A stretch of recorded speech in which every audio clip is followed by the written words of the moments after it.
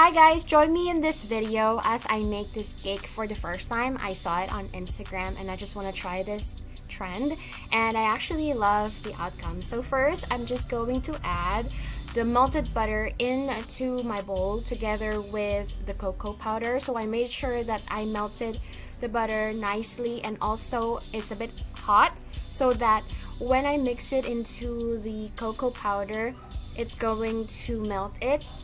And also, don't forget to use alkalized cocoa powder because it doesn't have that bitter taste.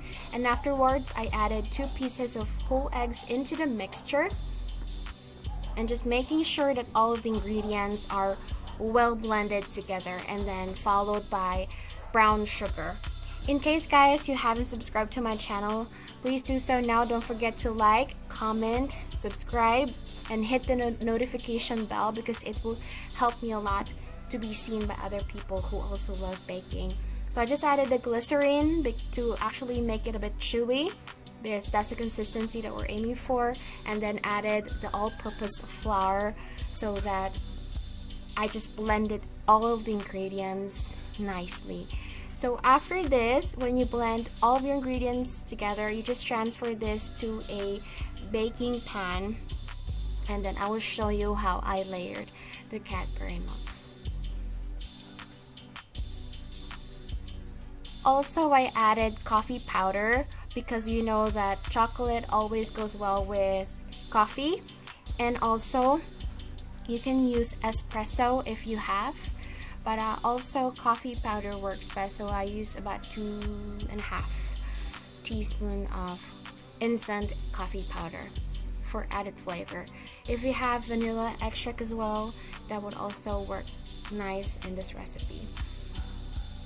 So once your batter looks like this, I know it's a bit thick and dense, but don't you worry because this will actually just eventually melt into your Cadbury milk.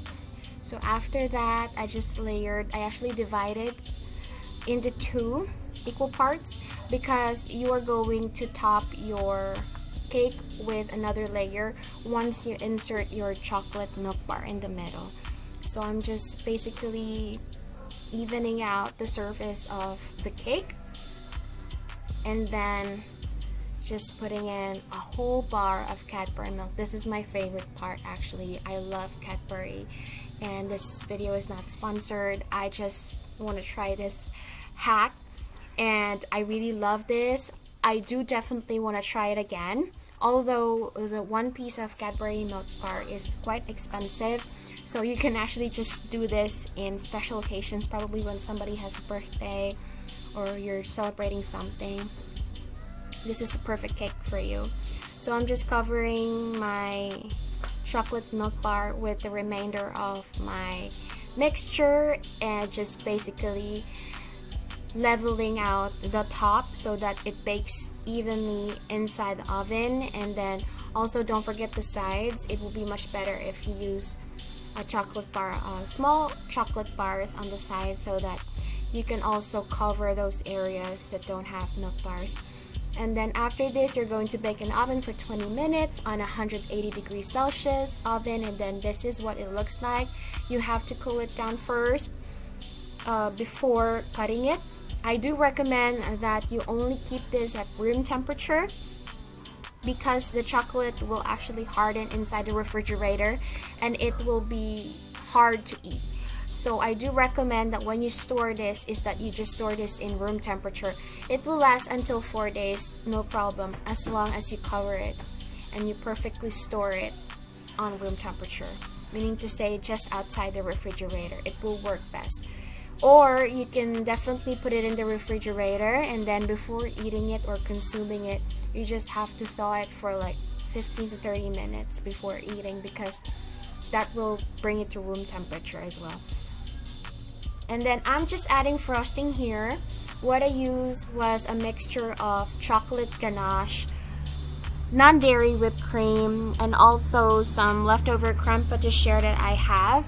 So I used chocolate ganache here, which is equal parts of chocolate and non-dairy cream, and also non-dairy whipped cream.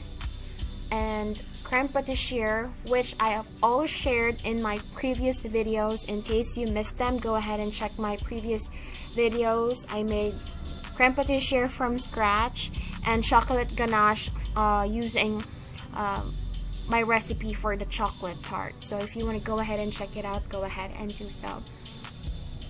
So I'm just making sure that my chocolate ganache is actually alternated with the whipped cream. Make sure to also use room temp for this one because it's hard to pipe if it's not room temp. So I'm just putting in my whipped cream alternated with the chocolate ganache, and I also added a contrast to this, which is the creme patissiere and whipped cream and chocolate ganache all together, which created this coffee flavor cream on top, which I also love. And that's something to contrast your color because you have white and brown. So just for an additional color, I use that as a frosting for this. And after this, I just sprinkle it with some cocoa powder and some brown sugar for dusting, and you have this wonderful cake that you can share with your family. Thank you so much for always supporting my channel, and don't forget to always comment, like, and subscribe, and hit the notification bell. Thank you, and watch all the way till the end so you can see the recipe of this lovely cake.